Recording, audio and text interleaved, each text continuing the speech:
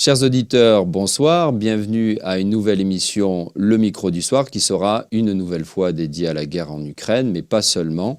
La semaine dernière, nous avons reçu la journaliste moldave Aneta Gonța depuis Chișinău, la capitale de la République de Moldavie. Ce soir, ce sera depuis Budapest, capitale de la Hongrie, que le journaliste français Joël Lepavou va discuter avec nous. Nous l'avions reçu déjà il y a un an.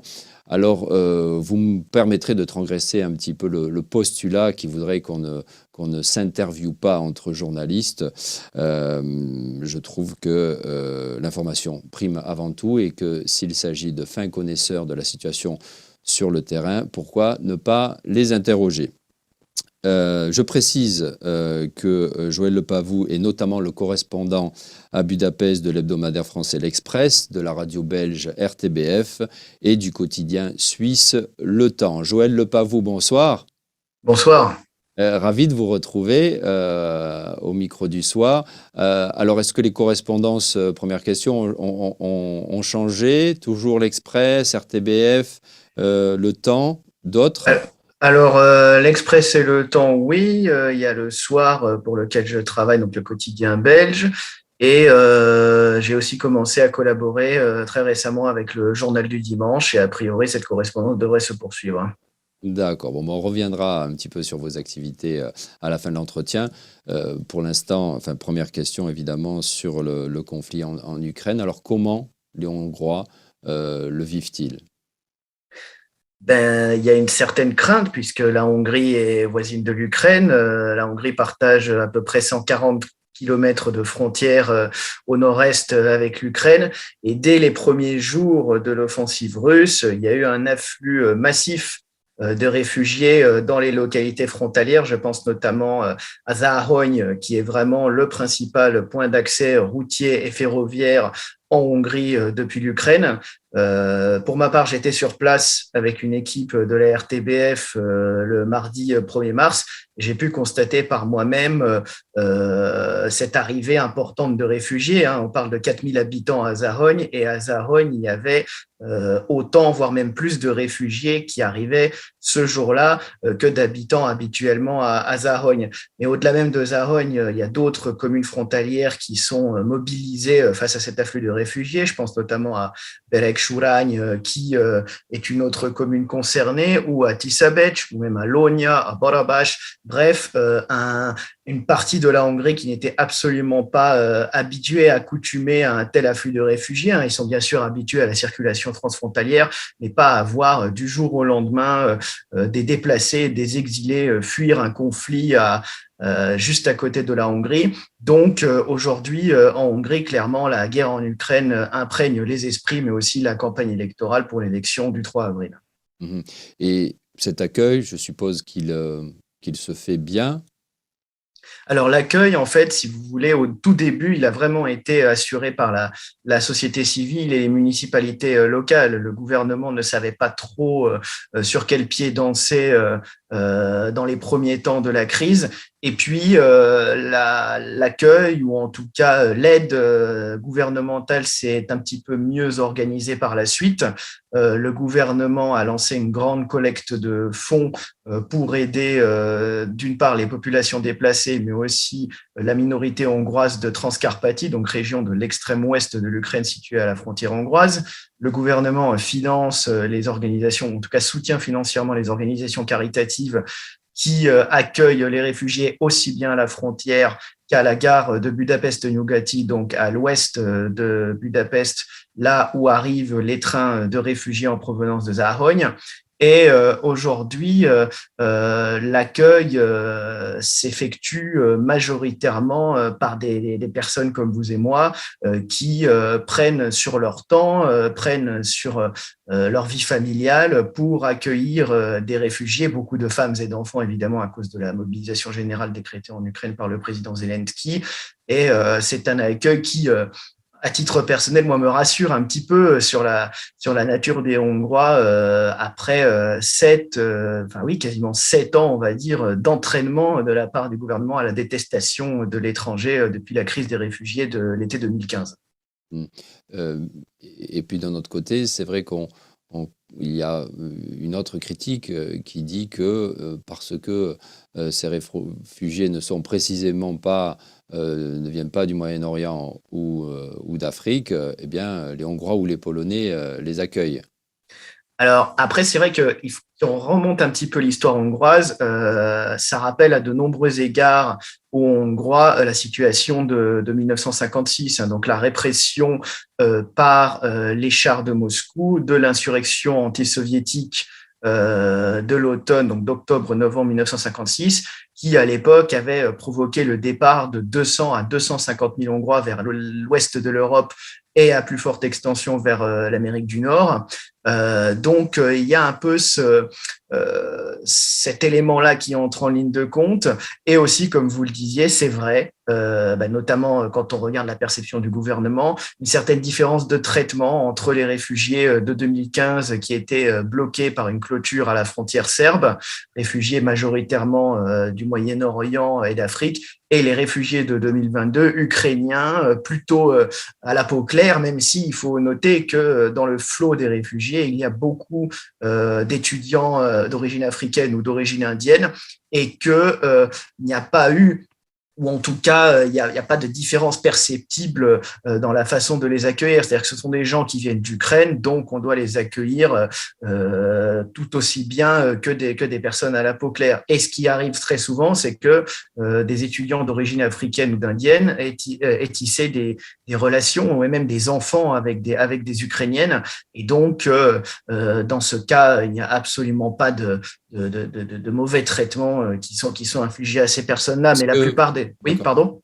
Oui, pardon, excusez-moi, je vous coupe, mais est-ce que le gouvernement Orban n'hésite pas à dire que, effectivement, l'accueil se fait mieux parce que les Ukrainiens sont davantage proches des Hongrois que les Alors, Africains Oui, oui, pardon. Au début de la crise, enfin le 3 mars, Viktor Orban s'est rendu à Beregsurány, donc l'un des villages frontaliers dont je parlais tout à l'heure, et il expliquait, alors sans dire ukrainien ou pas ukrainien, mais il expliquait que nous savons faire la différence entre les migrants et les réfugiés. Les migrants sont stoppés, en l'occurrence ceux de 2015, migrants économiques, d'après le gouvernement, et les réfugiés, eux, doivent bénéficier de toute l'aide dont ils ont besoin.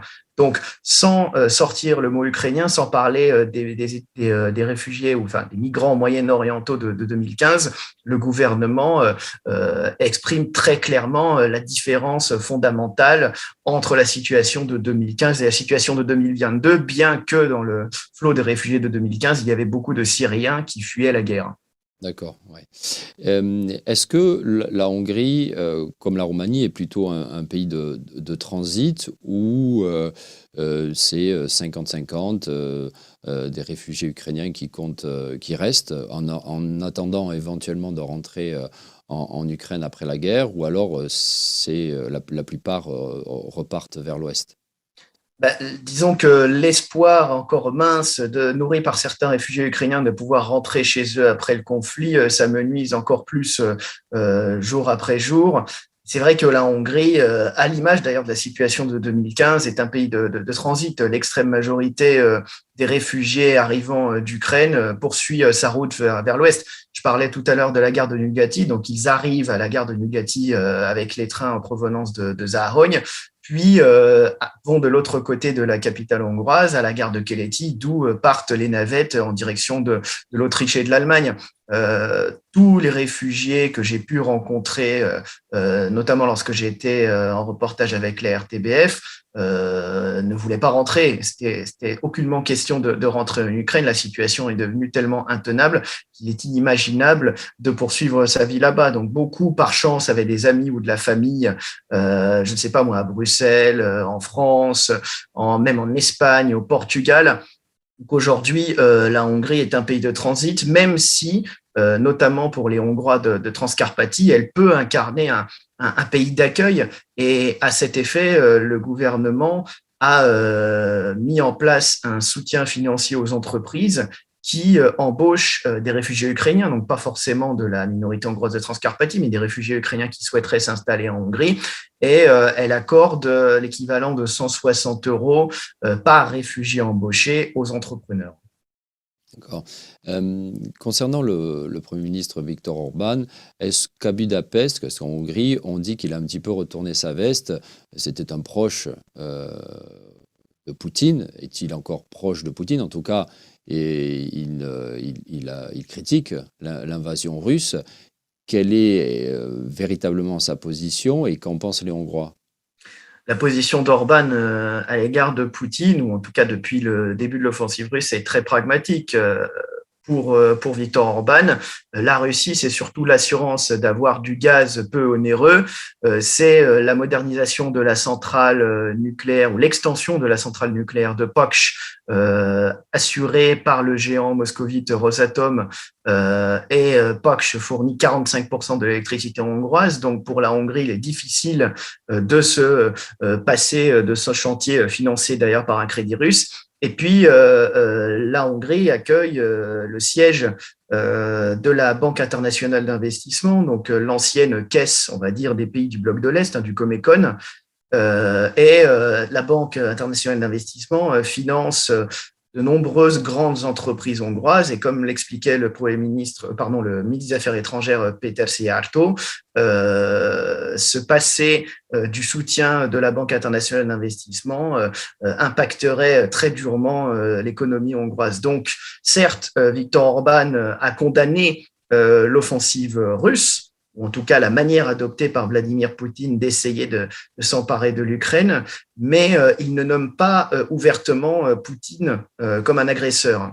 Et la Hongrie a certes soutient l'adhésion de l'Ukraine à l'Union européenne, mais vous le savez très bien comme moi que l'Europe freine des quatre fers justement sur cette adhésion rapide de l'Ukraine à l'Union européenne. Et pendant 4 ans, depuis l'adoption d'un texte, enfin d'une loi sur l'enseignement qui limite l'enseignement des langues minoritaires comme le hongrois, notamment en Ukraine, la Hongrie bloquait en tout cas très fermement l'adhésion de l'Ukraine à l'OTAN et le rapprochement avec l'Ouest. Donc aujourd'hui, ce retournement, on va dire, de Viktor Orban autour de Vladimir Poutine n'est qu'un retournement à moitié. C'est-à-dire que Orban entend préserver le mieux possible les intérêts communs avec la Russie, tout en donnant éventuellement quelques gages effectivement à l'OTAN et à l'Union européenne, mais sans trop se mouiller.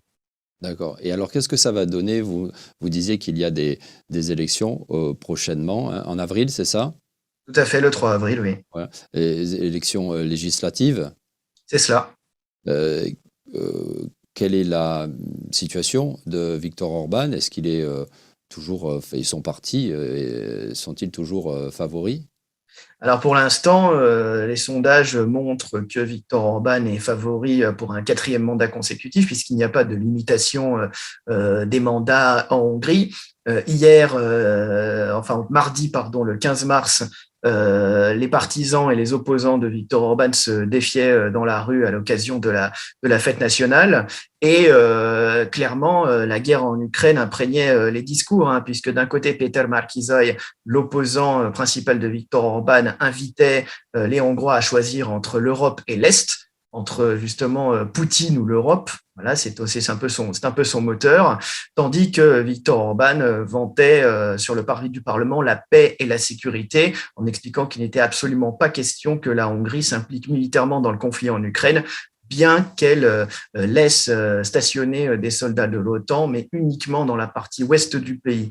Et aujourd'hui, il y a un sondage, enfin pas aujourd'hui, mais récemment, il y a un sondage de l'Institut Median qui montrait que Viktor Orban dominait de 6 points son opposant, avec 49% des intentions de vote contre 43%. Et c'est vrai qu'à mesure que les jours passent, le doute est de moins en moins présent quant à la réélection de Viktor Orban, la question étant de savoir à quel point l'opposition sera puissante au Parlement. Bon. Parce qu'une opposition qui pourrait se regrouper avec d'autres partis pour vaincre Orban, ou c'est pas possible? En fait, l'opposition est déjà regroupée de facto puisque il y a 6 partis qui se sont ligués pour essayer de chasser Orban du pouvoir. Hein. Ça va du Parti socialiste, donc ancien héritier du Parti communiste, du Parti unique, jusqu'à l'ancien parti d'extrême droite Jobbik qui a recentré son discours depuis quelques années. Et donc, ils ne peuvent pas plus élargir l'alliance que ce n'est déjà le cas. Et aujourd'hui, la seule manière, ou en tout cas la seule façon pour l'opposition d'essayer de faire tomber Orban, c'est de mobiliser au maximum les troupes, parce que c'est vrai que dans les troupes d'opposition, parmi les électeurs d'opposition, il y a un certain, j'allais pas dire une lassitude, mais en tout cas une fatalité ou un fatalisme quant au fait que de toute façon Orban va gagner, c'est pas la peine d'y aller, on va encore en prendre pour 4 ans, alors pourquoi faire? De toute façon, Orban aura éventuellement la majorité des 2 tiers qui lui permet d'avoir les mains libres pour gouverner. Donc finalement, c'est ça l'enjeu de l'élection, c'est Orban aura-t-il ou non cette fameuse majorité des 2 tiers qui lui laisse les mains libres. Et auquel cas il ne l'aurait pas, alors il pourrait avoir éventuellement quelques obstacles posés par l'opposition à sa gouvernance. Mais le fait est que le système Orban tient tellement les rouages de l'économie, de la politique et de la finance que... Et des médias, hein. Et les médias, voilà, que l'opposition ne peut mécaniquement pas avoir autant voix au chapitre qu'elle le souhaiterait. Et l'absentéisme, il est évalué à combien à peu près? L'abstention est à peu près évaluée à 1 tiers des Oui, électeurs, ce l'abstention, qui est quand même ouais. ce qui est assez significatif. Et c'est vrai que dans cet abstentionnisme, il y a ces fatalismes quant à l'ultra-domination d'Orban. Donc, et même la personnalité de Péter Márkizaj, donc de l'opposant de Viktor Orban, a longtemps divisé les rangs de l'opposition et continue à les diviser. C'est vrai qu'il peut avoir des déclarations à l'emporte-pièce. C'est vrai que c'est un conservateur, il ne faut pas l'oublier, c'est un conservateur indépendant et beaucoup d'électeurs, on va dire, plutôt de gauche et écologistes voteront à reculons pour Péter Márkizaj. Donc c'est un élément qu'il ne faut absolument pas oublier de prendre en compte. C'est vrai que Péter Márkizaj avait créé la surprise à la primaire de l'année dernière, primaire d'opposition large organisée pour la première fois depuis la chute du communisme. Aujourd'hui, à 2 semaines et demie des élections, le fait est que Péter Márkizaj ne semble pas parti pour chasser Viktor Orban de son trône. Alors, d'après ce que vous dites, je comprends que cette guerre en Ukraine n'a pas véritablement repoussé les velléités anti-européennes d'Orban et ses partisans. C'est toujours un camp important en Hongrie qui revendique un certain anti-européanisme, même s'il y a la guerre en Ukraine. Là, en fait, au-delà de l'anti-européanisme, on est beaucoup plus dans l'affirmation nationale et l'affirmation des intérêts nationaux. En l'occurrence, on ne se ligue pas, enfin, ou en tout cas, on ne partage pas des intérêts avec la Russie parce qu'on aime fondamentalement la personnalité de Vladimir Poutine. Et d'ailleurs, au sein des rangs du On Fidesz, aime, c'est vraiment une majorité de Hongrois? alors, justement, non. C'est ce que je veux expliquer, c'est que dans les rangs du Fidesz, il y a énormément de partisans qui n'apprécient pas personnellement Vladimir Poutine, mais qui reconnaissent que les intérêts, ou en tout cas les partenariats nourris avec la Russie permettent aux Hongrois de bénéficier du gaz pas cher et même un éditorialiste expliquait dans un journal pro-gouvernemental que si il n'y avait pas cette extension de la centrale nucléaire de Paks, les prix de l'électricité quadrupleraient. Donc, dans un contexte de crise énergétique aggravée par la guerre en Ukraine, les Hongrois et les partisans de Viktor Orban réfléchissent à 2 fois avant d'émettre un jugement négatif sur la relation avec la Russie, même si évidemment, j'allais dire, l'ombre de la Russie et de l'occupation soviétique est encore prégnante dans la tête de beaucoup de Hongrois, qu'ils soient partisans ou opposants de Viktor Orban. Alors, parlons précisément un petit peu de cette économie hongroise. On parle beaucoup de sa politique. Quels sont les problèmes économiques les plus criants du pays? Vous me disiez en préparant cette émission que, comme dans beaucoup d'autres pays, comme la Roumanie, il y a une forte inflation en ce moment et il y a des problèmes sociaux aussi qui découlent d'une situation économique pas simple, comme par exemple une grève des enseignants qui s'est déclenchée cette semaine.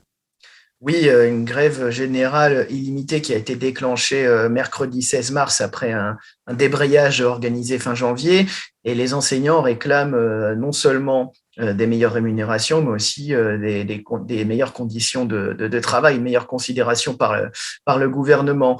Et c'est vrai que c'est l'un des éléments qui découlent de ce contexte économique très perturbé. Je prends par exemple le prix de l'essence qui a été bloqué dès le mois de février par le gouvernement de Viktor Orban à 480 forints, donc l'équivalent, on va dire, de 1,25 €. C'est une situation qui est de plus en plus difficilement tenable, notamment pour les stations essence les plus modestes qui vendent de l'essence à perte et à terme risquent de mettre la clé sous la porte. Aujourd'hui, dans les stations essence hongroises, on a de plus en plus de limitations de quantités qui sont imposées et les Hongrois craignent beaucoup le contre-coup de la fin du blocage du prix de l'essence, c'est-à-dire qu'on pourrait passer de 480 forints à 750, voire même 800 forints le litre à des prix quasiment similaires à ceux de l'Europe de l'Ouest. Donc ça, c'est un autre élément. Et puis l'inflation, comme vous l'expliquiez précédemment, le gouvernement avait décidé, là aussi en début d'année, le blocage du prix de plusieurs denrées alimentaires de base.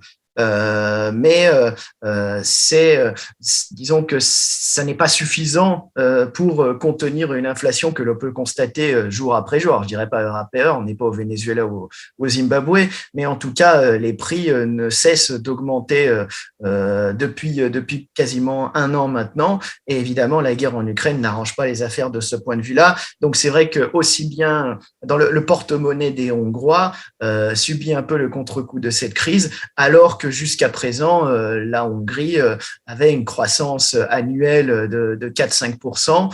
Et la pandémie de coronavirus a perturbé cette dynamique et la guerre en Ukraine s'ajoute à ce contexte difficile. Voilà. Alors, vous répondez à un petit peu à la question que je voulais vous poser. Si on prend la période juste avant la guerre en Ukraine et un petit peu juste avant que cette crise énergétique soit exacerbée et disons que nous sommes un peu à la sortie de la pandémie, macroéconomiquement, la Hongrie affichait de bons chiffres. Voilà, la Hongrie allait plutôt bien, la croissance était plutôt correcte, voire même importante. Bon, alors évidemment, il y a un effet de rattrapage en Europe Au niveau de la centrale et en dette, du déficit public, comment ça se passe? Alors, disons que le gouvernement ne craignait pas et ne craint pas de creuser le déficit public pour financer des mesures électoralistes, hein, notamment l'augmentation massive des salaires pour répondre à l'inflation. Par exemple, le SMIC est passé au-delà des 200 000 forints. Il y a eu des augmentations de En euros, 10-20%. ça fait combien? 200 000 forints, alors on est à 500, aujourd'hui on est à 530 € à peu près, puisque le forint a aussi perdu pas mal de plumes à cause de la guerre en Ukraine. On est passé au-delà de 400 forints pour un euro. Maintenant, un euro, oui, 10 à peu près. Enfin voilà, 400 forints pour 1 euro, alors que moi, quand je suis arrivé en Hongrie, par exemple, en 2013, on était à 300. Alors maintenant, le forint se remplume quelque peu, ça va mieux, mais c'est vrai que c'est une monnaie qui est très fragile face au contre-coup de l'économie mondiale et puis de la crise provoquée par la guerre en Ukraine. Le gouvernement, on va dire, finance, voilà, comme je disais, quitte à creuser le déficit public, ces mesures-là, des augmentations de 10-20% des militaires, des enseignants, des policiers, bref, de toute l'administration publique, des augmentations qui ne suffisent pas fondamentalement à répondre à l'inflation, mais qui essayent de calmer quelque peu je dirais pas un vent de révolte, mais en tout cas des velléités de contestation du régime. Voilà. Mais après, c'est vrai que la Hongrie à une situation extrêmement difficile, à l'image de la Roumanie et même de l'Europe dans son entièreté. La question est de savoir comment l'économie hongroise va rebondir une fois que le conflit en Ukraine sera terminé et si nous arrivons vraiment à nous débarrasser de la pandémie de coronavirus qui n'est malheureusement toujours pas terminée. Précisément au niveau de la santé, comment ça se passe en Hongrie? Le système public fonctionne-t-il relativement bien ou alors est-il critiqué parce qu'il y a de la corruption? Est-ce que les réseaux de cliniques privées sont en train toujours plus de prédominer? Comment ça se passe? Alors, pendant très longtemps, il y a eu, je pense à l'image de la Roumanie, une politique quasi institutionnalisée de dessous de table, de bakchich dans les institutions hospitalières. Et si vous vouliez être mieux soigné ou mieux traité, il ne fallait pas hésiter à sortir la petite enveloppe qui va bien pour que l'infirmière s'occupe mieux de vous. Le gouvernement a mis fin par décret à cette pratique, alors qui n'était pas légale, mais qui était, j'allais dire, oui, institutionnalisée, ou en tout cas, c'était connu de tout le monde. Ce qui a entraîné un départ, alors pas seulement ça, mais ça a entraîné un départ massif des personnels de santé du secteur public vers justement le secteur privé qui n'est pas tributaire, ou en tout cas où d'une part les salaires sont bien meilleurs, et d'autre part, ils ont l'assurance d'être traités correctement, enfin je parle du personnel, et de ne pas dépendre du régime en quelque sorte mis en place au sein de l'hôpital public. Parce qu'il faut savoir que pendant la pandémie de coronavirus, ce sont des militaires qui ont été chargés de reprendre la direction des hôpitaux. Et il y a eu en quelque sorte comment dire ça, une modification juridique qui fait que les personnels de l'hôpital public étaient en quelque sorte dépendants de ces militaires, ou en tout cas encore à plus forte raison de l'État qui ne l'était jusqu'ici. Et ça a suscité la colère de beaucoup de personnels de l'hôpital public, médecins, infirmières, qui ont basculé, alors je dirais pas massivement, mais en tout cas assez significativement vers le réseau de cliniques privées qui est très puissant en Hongrie aujourd'hui, et notamment à la capitale Budapest. Est-ce qu'il y a quand même un lien entre le système public et ces réseaux de cliniques privées? En Roumanie, c'est le cas. Alors, on peut se faire soigner gratuitement dans une clinique privée pour certains soins qui sont donc pris en charge par la Caisse nationale de santé, mais souvent, ça prend beaucoup plus de temps que quand on est abonné à ces réseaux privés. En Hongrie, il y a un lien quand même? Alors, en Hongrie, en fait, il y a le réseau de cliniques privées, mais aussi un réseau d'assurance privée, et notamment d'assurance santé, qui prennent en charge justement ou partiellement ou intégralement les soins prodigués dans le secteur privé. Donc, je ne saurais pas vous répondre quant au lien partiel ou complet entre le système public et le système privé, mais une chose est sûre, si vous voulez vous faire soigner dans le privé, non seulement il faut avoir l'argent, mais aussi il faut avoir l'assurance qui va avec. D'accord, d'accord. Joël Lepavou, dernière question. Combien de correspondances vous assurez aujourd'hui depuis Budapest? Alors, si on prend celles pour lesquelles je suis actif, il y a à la fois Slate.fr, il y a donc le quotidien belge Le Soir, le quotidien suisse Le Temps, l'hebdomadaire français L'Express. Donc là, on en est à 4, si j'ai bien compté, ou 5. Et donc potentiellement le journal du dimanche pour lequel je viens de collaborer la première fois en lien avec les manifestations du 15 mars, fête nationale en Hongrie. Alors, comment vous vivez en ayant autant de correspondances votre métier Oui, c'est mon métier, tout à fait. Oui, quand il y a oui. Quand il y a un événement ou des événements que tout le monde,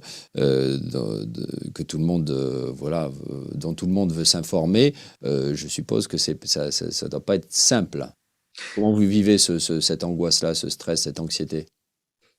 Disons qu'en fait, j'allais dire le stress ou l'anxiété dépend plus de la possibilité ou non de vendre un sujet donné à X médias.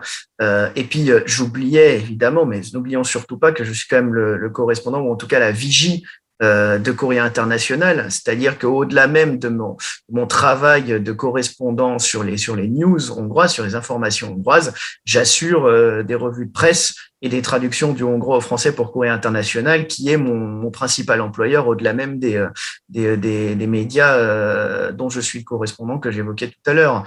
Donc, disons que tous les médias n'ont pas forcément le même intérêt ou la même approche des informations hongroises. Mais c'est vrai que là, si on prend les élections du 3 avril, naturellement, chaque média voudra fondamentalement son analyse ou bien du 4e mandat d'Orban, de la 4e victoire consécutive d'Orban, ou bien du renversement d'un régime à tendance, on va dire, autoritaire, voire autocratique, qui dure depuis 12 ans. Donc, en fait, c'est beaucoup d'anticipation. Il faut savoir ce qui va se passer. Il faut savoir ce qui est susceptible d'intéresser les médias pour lesquels on travaille et essayer de présenter les sujets d'une manière ou d'une autre en fonction des demandes des médias. Alors, l'actualité vous plaît donc, mais à terme, est-ce qu'un autre type de journalisme avec un autre rythme peut-être vous séduira davantage ? Écoutez, là, au mois de février, nous avons publié un livre intitulé La Hongrie sous Orban, un livre collectif de reportages et de récits, justement au cœur de cette Hongrie, sans d'ailleurs parler fondamentalement de la personnalité de Viktor Orban, mais plutôt de l'empreinte qu'il exerce de la société. Oui, tout à fait, en français, aux éditions Plein Jour, paru le 4 février. Et comment s'appelle-t-il ? Pardon, excusez-moi. Il s'appelle La Hongrie sous Orban. D'accord. La Hongrie sous Orban. Je suis sûr que vous pouvez le trouver en Roumanie, très probablement. En fait, dans cet ouvrage, nous sommes 6 auteurs qui racontons, par exemple, moi je raconte notamment l'émergence d'un média alternatif qui s'appelle Partizan et qui fait des interviews politiques et des reportages de société. Je coécris avec Hélène Bienvenue un reportage sur Kubekhaza, qui est un village à la frontière Hongrie, Roumanie, Serbie, là où s'arrête net la clôture anti-migrants érigée en 2015. Et je signe un portrait d'une personnalité assez attachante, en l'occurrence le dernier maire communiste de Hongrie, qui essaye qui se plie en 4 littéralement pour sauver son village de la faillite, puisque c'est un village qui avait été marqué notamment par la désindustrialisation post-chute du communisme. Donc, ce genre de journalisme-là, de journalisme un peu narratif, de reportage me plaît beaucoup, et j'espère que plus tard, j'aurai l'occasion éventuellement moi-même de signer un livre de reportage ou de pouvoir vendre plus de reportages et de récits au long cours aux médias avec lesquels je collabore. Non, mais je suis content de vous avoir posé cette question parce que vous ne m'aviez pas dit que vous aviez publié ce livre en collaboration avec d'autres journalistes. Oui.